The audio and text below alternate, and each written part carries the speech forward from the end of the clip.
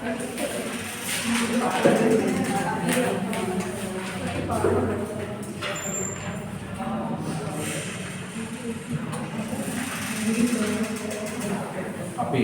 अगला डाले अर्थदंड, पेनाल्टीज। नहीं, अगला चैप्टर अर्थदंड।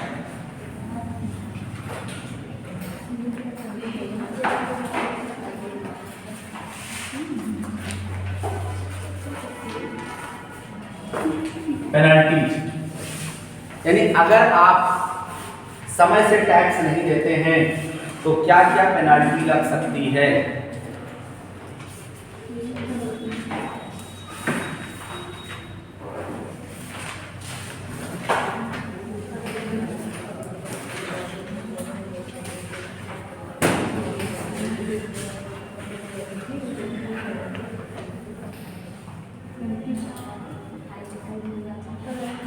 यानी इसका मतलब यह है कि जब भी कोई व्यक्ति करदाता या कोई भी करदाता जब वो कर संबंधी प्रावधानों का उल्लंघन करता है, टैक्स प्रोविजन का वायलेशन करता है, तब दंड स्वरूप उसके ऊपर अर्थदंड लगाया जाता है। दंड दो प्रकार का होता है, एक शारीरिक दंड और एक अर्थदंड। तो शारीरिक दंड में उसे सजा दिया जाता है, कारावास आपने सुना होगा, ठीक है।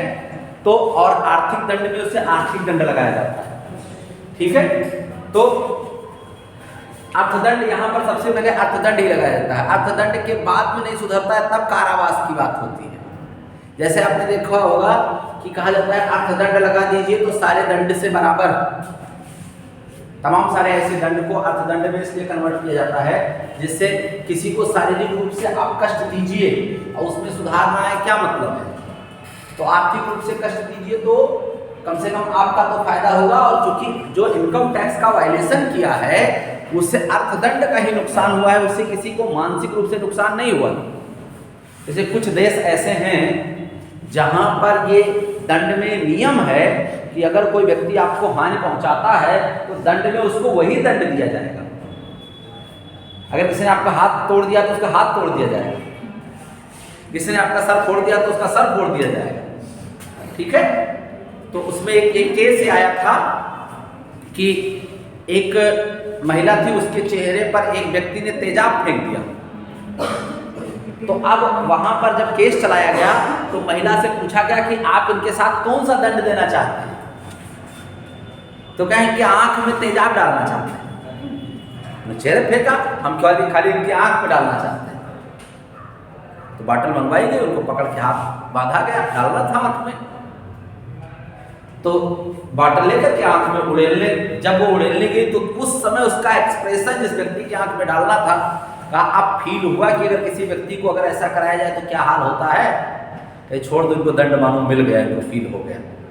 ये चीजें इस तरीके से आप जानते हो कि लोगों को कारावास क्यों दिया जाता है, जेल क्यों, जिससे वहां जाकर के वो रियलाइज करें कि हमने गलत किया, अब हमको गलत नहीं करना चाहिए। बाकी लोग देखो दंड इसीलिए जाता है दो प्रकार से, एक तो स्वसुधार के लिए दंड दिया जाता है। घर में आपने देखा होगा कि कभी कभी नाजायज वाला डांट जाता है, क्लास में ही आप देखते हो कई बार बेचारा जो दंड के लायक है उसको नहीं दूसरे डांट जाता है। तो दूसरा डांट गया मतलब बाकी क्लास को इस बात का खौफ हो गया कि सर नाराज निपटाई देंगे। तो कई बार सामाजिक सुधार के लिए दंड दिए जाते हैं। इसीलिए आपने देखा होगा कुछ देश ऐसे हैं जहां दंड देने की प्रथा चौराहे पर है। चौराहे पर खड़े होकर गोली मार दीजिए, सूली पर चढ़ा दीजिए चौराहे पर, जिससे बाकी लोग देखें कि ये कर्म करने से ये क्या हुआ। जैसे हिंदुस्तान में क्या है, हिंदुस्तान में दंड जल्दी नहीं दिया जाता है, उसका इंपोज इतने लेट से होता है कि लोग भूल जाते हैं। आपने देखा होगा कई बार पुलिस इनकाउंटर करते लोग बड़े मस्ती से, अरे यार बहुत बढ़िया किया पुलिस ने। जैसे आपने विकास दुबे के केस में देखा, गाड़ी पलट गई, कोई जनता विरोध करी, जबकि वैधानिक रूप से गलत। चेन्नई वाला घटना आपने देखा होगा, चार जो अपराधी थे उनको ले जाके केस रिवीजन के संबंध में वही निपटा दिया, मार दिया। जो लड़ा रहा आदमी चल नहीं सकता, वो तुम्हारी पिस्टल छीन के भागेगा। लेकिन वो इसलिए कि जनता इस पर कोई एक्शन नहीं लेगी, गारंटीड है। क्यों? क्योंकि उसे रिजल्ट तुरंत चाहिए। तो दंड इसीलिए दिया जाता है जिससे सुधार हो।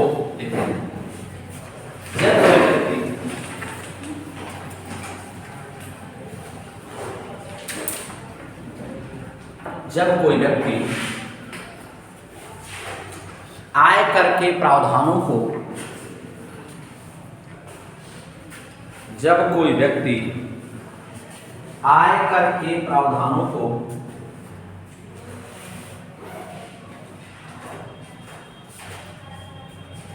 प्रावधानों का उल्लंघन करता है,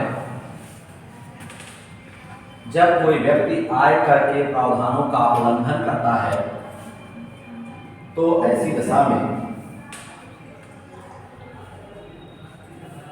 उसके ऊपर अर्थदंड लगाया जाता है। When any SSC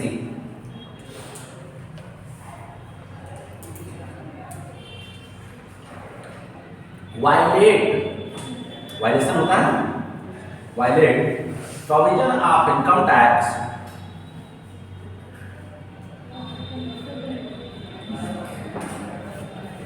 then penalty are imposed,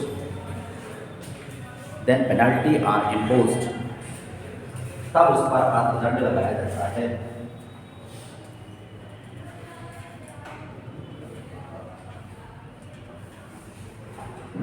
अब लिखिए सिद्धांत, इसकी सिद्धांत कौन से प्रिंसिपल्स ऑफ पेनल्टी।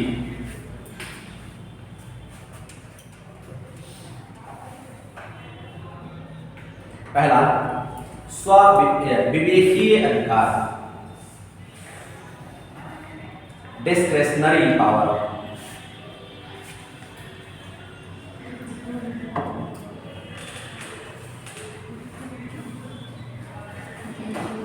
DISCRETIONARY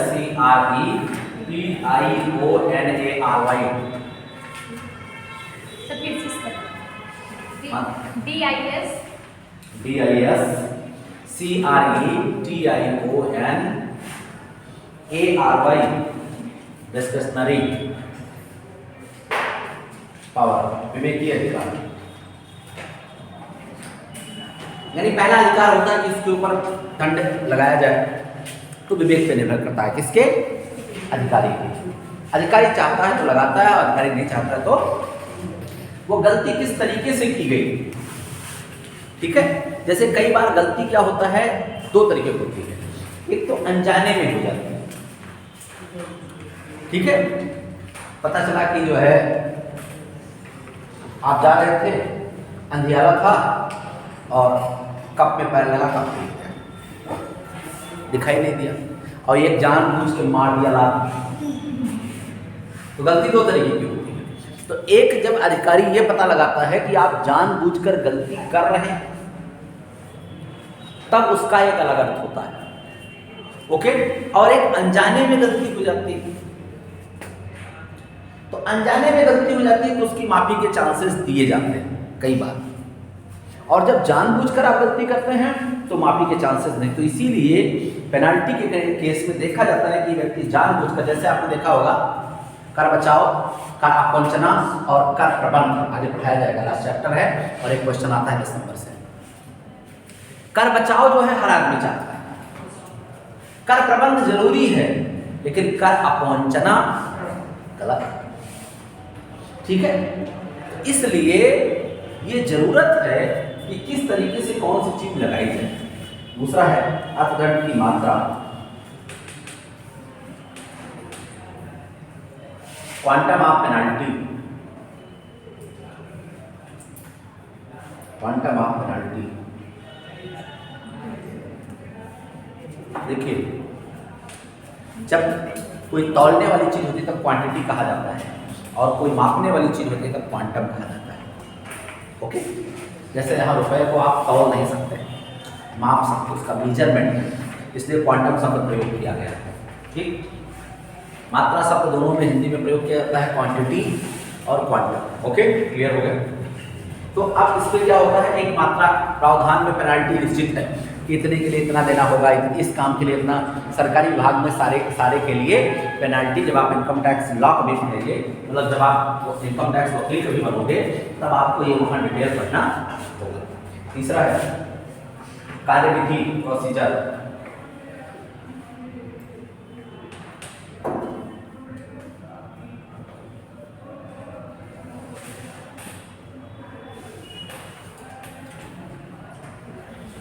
अब सबके लिए अलग अलग, सबके लिए एक अवस्थाएं हैं कि जब भी इनकम टैक्स प्रोसीजर करेंगे तो सबका एक दायरा, ठीक है।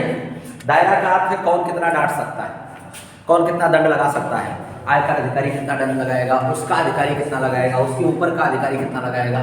सबको एक नियम दिया गया है, सबके लिए एक नियम निर्धारित किया गया है कि आप इतना इतना दंड लगाओगे। ये नहीं कि चाहे इतना हो एक अधिकारी लगा देगा।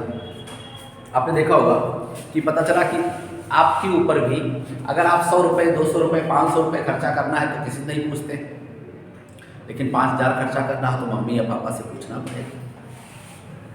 मम्मी को भी 5000 के ऊपर खर्चा करने के पापा से पूछना पड़ेगा। सबकी अपनी स्थिति है ना, और पापा सब कुछ कमाते हैं फिर भी मम्मी से पूछना पड़ेगा, ठीक है। सबके ऊपर देखिए, मैं बताऊं आपको, इसको बोलते हैं सार्वभौमिक नियम। अगर कोई व्यक्ति सार्वभौमिक नियम से नहीं बंधा है तो वह फिर उसकी उन्नति नहीं हो सकती। जैसे आपने देखा होगा कि हिंदुस्तान की प्रथा में देखिए सबसे ऊपर राष्ट्रपति होता है, लेकिन राष्ट्रपति के ऊपर भी संविधान होता है, कॉन्स्टिट्यूशन ऑफ इंडिया होता है। वो ऐसा नहीं मनमानी जो मन में, घर का मालिक के ऊपर भी किसी समाज का नियम होता है। उसके ऊपर तो कोई नियम नहीं है, लेकिन फिर भी उसके ऊपर घर का नियम है, उसके ऊपर दायित्व है, उसके ऊपर समाज का नियम है। उसे कोई जगाने वाला नहीं, लेकिन फिर भी वो 8 बजे तक नहीं सोता है। उसको ये रहता है कि अगर हम देर तक सोएंगे तो बच्चे क्या कहेंगे, वो पापा इतने बजे तक सोते हैं। उसके ऊपर सामाजिक नियम बने हुए, ये चीजें। तो ऐसे ही सबके ऊपर यहाँ पर नियम, कौन कितने तक लगा सकता है। आगे, एक से अधिक धाराओं में अर्थदंड, penalty under more than 1 section. एक से अधिक धाराओं में अर्थदंड,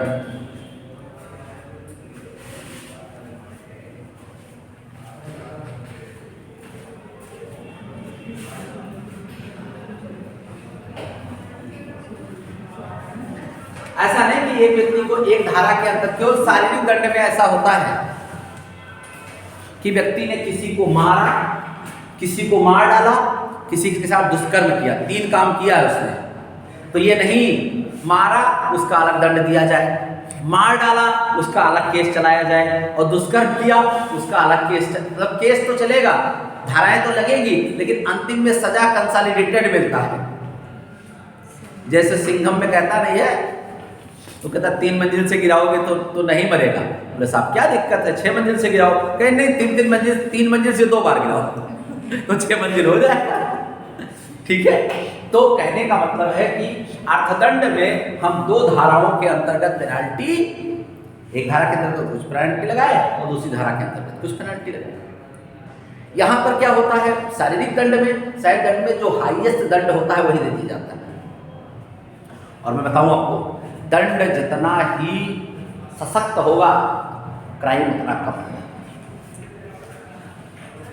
आपने देखा होगा कि सऊदी अरब का एक नीति है कि चोरी करोगे तो हाथ काट दिया जाएगा। तो कितने लूला दिखाई देते हैं, तो लूलाओं का देश हो जाना चाहिए, लेकिन वहाँ पर गलत काम होते ही नहीं, चोरी होती ही नहीं, क्योंकि लोगों को पता है कि हाथ काट दिया जाएगा।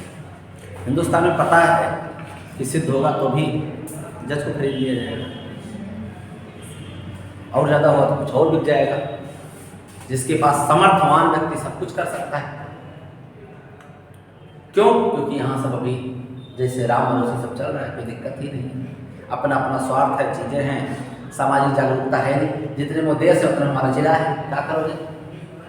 फिर कहेंगे बेरोजगारी सरकार। मैं बता दूँ आपको कि सरकार कभी आपको रोजगार नहीं दे सकती इस पैदावार का, जब तक पहले सबसे पहले पैदावार रोकना पड़ेगा।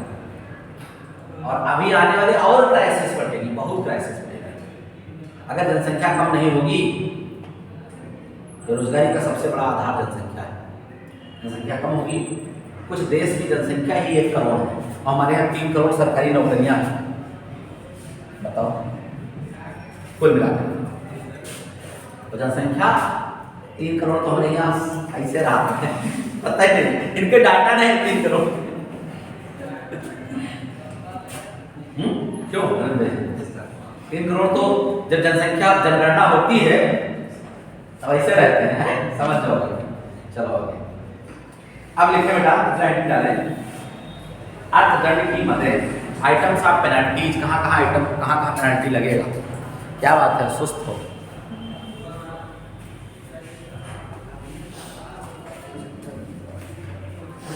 ठीक, अर्थदंड की मदें, आइटम्स ऑफ पेनल्टीज।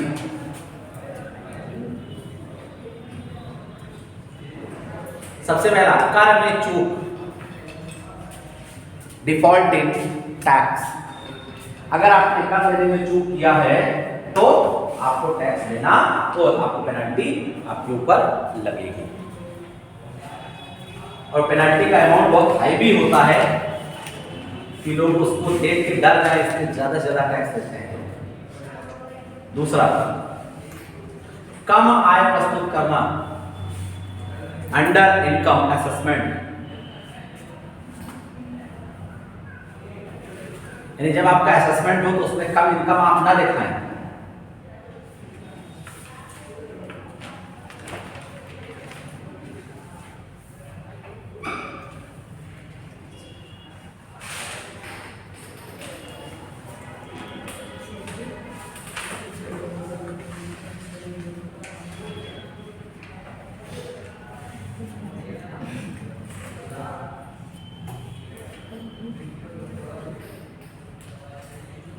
कुछ विशेष आयों पर का छुपाना,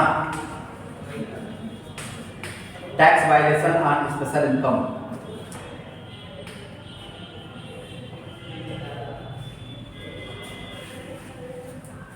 जैसे पता चला लॉटरी की इनकम है, लॉन्ग टर्म कैपिटल गेन है, कुछ स्पेशल इनकम है जिस पे ज्यादा टैक्सेशन हो सकता था, उसको आपने छुपा दिया, उसको आपने नहीं दिखाया किसी कारण से, तो पता चलेगा तो उसकी पेनल्टी है। और हिंदुस्तान में तो सबसे बड़ी दिक्कत है कि प्रॉपर अकाउंट नहीं, बही खातों में चूक, डिफॉल्ट इन अकाउंट्स। हिसाब किताब कुछ रखे ही नहीं, अकाउंट्स कुछ है ही नहीं, ऐसे चल रहा है राम भरोसे सब। जैसे आप देखिए हिंदुस्तान में सबसे बड़ी प्रॉब्लम है कि एक्चुअल इनकम असेसमेंट पता ही नहीं चलता। जो ऑर्गेनाइज सेक्टर के लोग हैं वो प्रॉपर टैक्स दे रहे हैं। ऑर्गेनाइज मतलब जिनके इनकम को सरकार को पता है, वो चाहे 5 रुपए कमाए तो भी टैक्स देना है। प्राइमरी का, विद्यालय का टीचर बेचारा चाहे इतना कमाए उसको टैक्स देना है। इंटर कॉलेज का अध्यापक उसको टैक्स देना है। सेवा विभाग का, स्वास्थ्य विभाग का, शिक्षा विभाग का, पुलिस विभाग का, क्योंकि जितने भी सरकारी विभाग हैं उनकी सैलरी सरकार को पता है। प्राइवेट सेक्टर वो चाहे इतना कमाए, वो जितना दिखाएंगे उतने पर टैक्स देंगे, पता नहीं। तमाम सारे ऐसे में आपको तो छोटे व्यापारी हैं जिनका आप मजाक उड़ा सकते हो, वो औकात पे आए तो आप और आपके घर वालों को पूरा खरीद लें। ठीक है, हमारे आवास विकास में एक बर्गर लगाता है, उसका टर्नओवर कम से कम 20,000 पर डे का होगा, और 20,000 में ऐसे प्रोडक्ट्स में कम से कम 50% की मार्जिन होती। 50% मार्जिन पे आप 10,000 रुपए की इनकम पर डे, महीने की इनकम 3 लाख, साल की इनकम 36 लाख। बात समझ में आया? देवा डोसा वाला है, कोई असेसमेंट नहीं है, और मैं बताऊं आपको लाइन लगी रहती है, ऐसे लाइन लगी रहती है। हम लोग परमानेंट ग्राहक हैं इसलिए जानते हैं। कई बार आप जाओ, गाड़ी खड़ी कर दो, यहाँ से ऊपर से ही बोल दीजिए उसको 5 चाहिए, कम से कम 5 बनाने में 3 शिफ्ट 4 शिफ्ट निपटा देगा तब आपको देगा, और एक शिफ्ट में 8 से 10, अब तो एक्सटेंड भी कर लिया है, बाहर भी लगा लिया है ये चीज़ें। तो कहने का मतलब है कि हमारे यहाँ ऑर्गेनाइज सेक्टर तो सब पता है, ऑर्गेनाइज मतलब सरकारी सेक्टर तो सब पता है, लेकिन गैर सरकारी क्षेत्रों का पता नहीं है कि कितना क्या है। जिन लोगों ने अपने व्यवसाय को अच्छी तरीके से ईमानदारी पूर्वक डेवलप कर रहे हैं वो आज बहुत अच्छा पैसा कमा रहे हैं। तो वहाँ पर क्या है, वहाँ ऑर्गेनाइज सेक्टर है नहीं, उन्होंने जितना सरकार को असेसमेंट भर के बता दिया उतना हो गया, अकाउंट सही नहीं है उनके, तब क्या होता है उनके यहाँ कभी कभी रेट पड़ता है और लोग ध्यान भी नहीं देते। कौन ध्यान दे छोटी छोटी चीजों को। अगला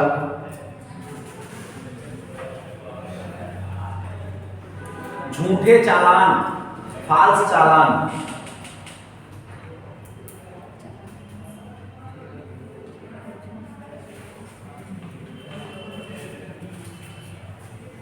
कुछ लोग चालान, दूसरे के चालान का नंबर डाल करके जमा करा देते हैं। बहुत सारे लोग हैं हिंदुस्तान में। आधार कार्ड नंबर किसी और का, फोटो किसी और का, पिताजी का नाम, माताजी का नाम किसी और का, चलता रहता है। अभी चुनाव में आपने देखा होगा तमाम से लोग 18 साल पूरा नहीं, उनका आधार कार्ड बना हो जाकर वोट डाल, वोटर लिस्ट में उसी से नाम हटवा लेंगे। ऐसे भी होना चाहिए। अब कौन वहाँ बवाल करने जाएगा, खासकर प्रधानमंत्री चुनाव में तो बहुत होता है। आधार कार्ड से वोट दिया जा सकता है, लेकिन हम पापा से तो कह रहे हैं जब तक वोटर लिस्ट में नाम नहीं होगा तब तक नहीं डालना। तो हमने ये थोड़े कहा था जाओ बिटिया, आप इनकम टैक्स पढ़ सकती हो, लेकिन जब पाठक सर के यहाँ एडमिशन होगा तब तो वोटर लिस्ट में तो नाम होने चाहिए। ये थोड़े कि आधार कार्ड खाली बनवा लिए बस वोट दे देंगे। हमने उसे ये बताया था कि वोटर लिस्ट का कोई जिक्र ही नहीं हुई थी।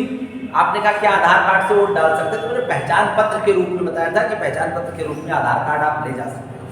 ये थोड़े वोटर लिस्ट में नाम न हो आप जाकर के वोट डाल दो, ये संभव नहीं। ठीक है, पहले वोटर लिस्ट में नाम होगा तब कोई भी पहचान पत्र लेकर जा सकता है। तो आपका नाम बता सर, हम लोग बता देते कि आप बताएं कि आधार लेकर जाना है। मेरे तो हम तो ये कहते कि वोटर लिस्ट में नाम होगा तब लेके जाना है, इसलिए वोटर लिस्ट में नाम हो खाली आधार लेके चले जाओ वोट डालना। हमरो बेइज्जती करे हो। अगला टीडीएस में चूक, default in TDS, default in TDS. ठीक, अगर टीडीएस में कोई प्रॉब्लम हो गई, कुछ चीजें हो गई है, नहीं सबमिट किया गया है, या कई बार क्या होता है, कई बार प्रॉब्लम ये होती है लोग टीडीएस काट लेते हैं और जमा नहीं करते, आपको सर्टिफिकेट देंगे नहीं। टीडीएस तब प्रॉपर माना जाएगा जब आपके इनकम से काट लिया गया हो और सरकार के यहाँ प्रॉपरली जमा कर दिया गया, जमा करके आपको सर्टिफिकेट दिया गया हो। ऐसा ना हो कि पता चले कि उसने कहा हमने टीडीएस काट लिया। आपने जब टीडीएस जमा होता है तो आपके पैन कार्ड पर शो होता है। आप ऑनलाइन इनकम टैक्स साइट पे जाएंगे और अपना अकाउंट खोलेंगे, परमानेंट अकाउंट नंबर आपका है ना, तो जितने भी टैक्स इस पे जमा हुए होंगे वो सारा दिखेगा किस तारीख पर कितना टीडीएस काट के आपके खाते में जमा हुआ। पता चला यहाँ कुछ सो ही नहीं हो रहा है, आपको जिसने इनकम दिया बता रहा हमने टीडीएस काट के जमा कर दिया। ये बहुत फर्जी होता है। कई बार आपको पता होगा कि एक दो केस हमारे सामने ऐसे आए हैं, जैसे दिल्ली मुंबई तमाम सारे मजदूर काम करने जाते हैं,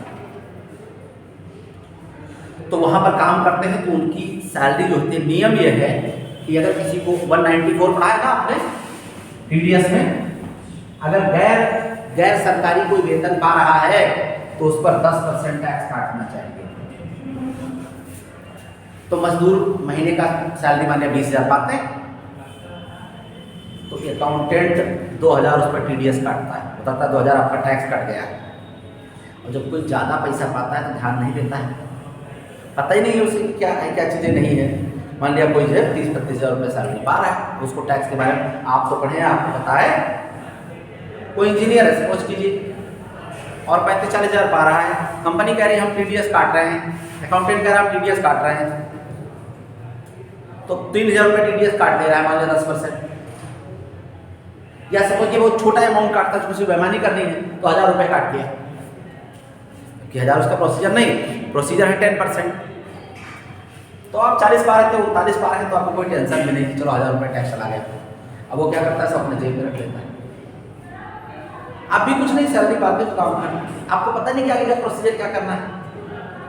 जब 2, 4, 6 साल बाद कभी आप इनकम टैक्स सबमिट करते हो और आप इनकम टैक्स वकील या सीए या जहाँ भी सबमिट होता है उससे आप कहते हो इतना हमारा TDS कटा है, तो वो बताता है यहाँ तो कुछ शो ही नहीं हो रहा है, जाओ TDS सर्टिफिकेट लेके आओ। जब ऑर्गेनाइजेशन जमा करता है टैक्स तो वहाँ एक सर्टिफिकेट जनरेट होता है। जैसे आप यहाँ फीस जमा करते हो तो एक यहाँ पर रिसिप्ट जमा होती है, जनरेट होती है, मिलती है ना। जब आप फीस जमा करते हो रसीद मिलती है, तो वो इस बात का प्रमाण होता है कि आपने कितना पैसा यहाँ जमा किया। तो इस तरीके से चीजें होती हैं। ओके, अगला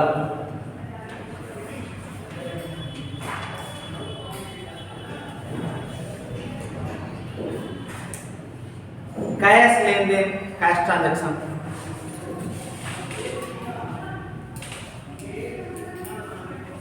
कई बार जब बैंक ट्रांजैक्शन हम नहीं करते हैं तो पता ही नहीं चल पाता है कि कितना ट्रांजैक्शन बैंक है। आपको पता होगा कि इनकम टैक्स में कोई भी खर्चा वर्तमान समय में 10,000 से ज़्यादा अगर किया जाता है तो वो बाई चेक होना चाहिए या बाई बैंक होना चाहिए। तब इनकम टैक्स में आपने पढ़ा है कहाँ, इनकम फ्रॉम बिजनेस डोनेशन, कि अगर 10,000 से ज़्यादा का कोई भी खर्चा है तो वो खर्चा बाई चेक होना चाहिए। केवल 44AD और 44AE में केवल 35,000 तक अलाउड है ट्रांसपोर्ट बिजनेस में। कि ट्रक वगैरह लेके जाते हैं तो वो 35,000 30-35,000 भाड़ा के रूप में दिया जाता है कि सब तमाम सारे खर्चे खुद कर करेंगे। नहीं तो 10,000 से ज़्यादा का कोई भी ट्रांजेक्शन आप कैश नहीं कर सकते हो। कैश करोगे तो अलाउ ही नहीं होगा PL account. Okay,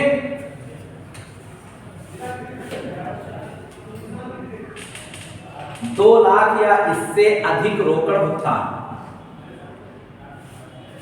2 lakhs or more than cash payment.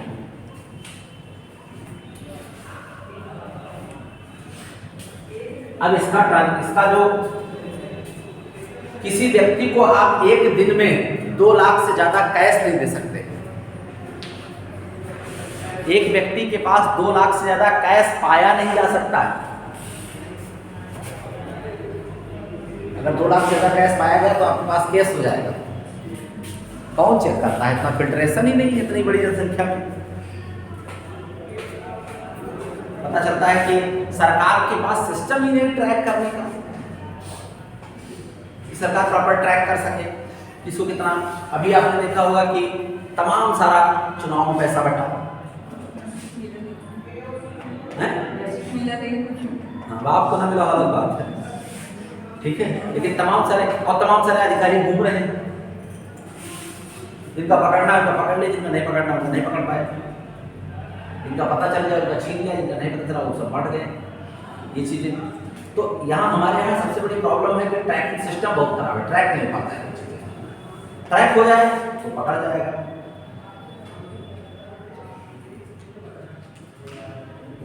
अगला वित्तीय संव्यवहार, फाइनेंशियल ट्रांजैक्शन।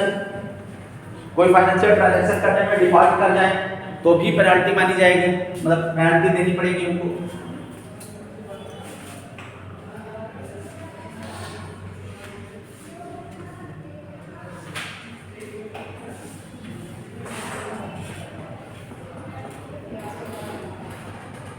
गलत रिपोर्ट, फॉल्स स्टेटमेंट, गलत रिपोर्ट। अगर कोई रिपोर्ट गलत बनाकर भेजते हैं, अकाउंट्स को गलत बनाकर भेजते हैं तो वहां पेनल्टी लग सकती है।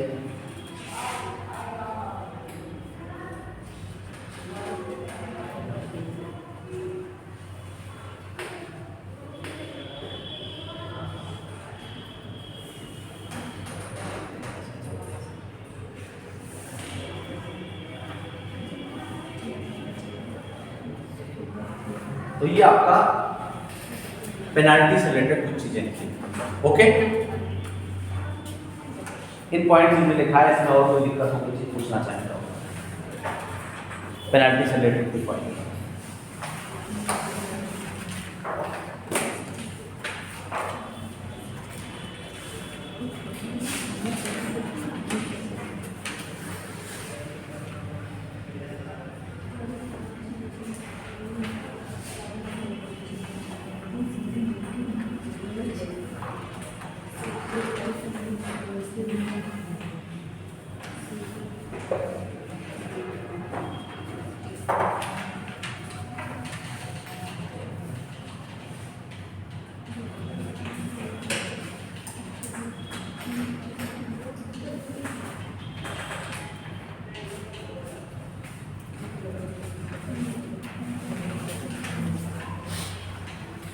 जो चैप्टर पढ़ा दिया करें उसको घर पे पढ़ लिया करो। कोई प्रॉब्लम हो तो यहाँ पूछ लिया करिए, नहीं तो बाद में प्रॉब्लम होगी तब नहीं समझ में आएगा। क्योंकि ये सब चैप्टर ऐसे हैं जो फिलहाल बहुत ज़्यादा तो इनसे उम्मीद नहीं है, लेकिन जितनी उम्मीद है उतनी आपको पढ़ने पड़ेंगे। उनके क्वेश्चन हमने बता दिए हैं आपको, उन क्वेश्चंस को जरूर तैयार कर लें। ओके।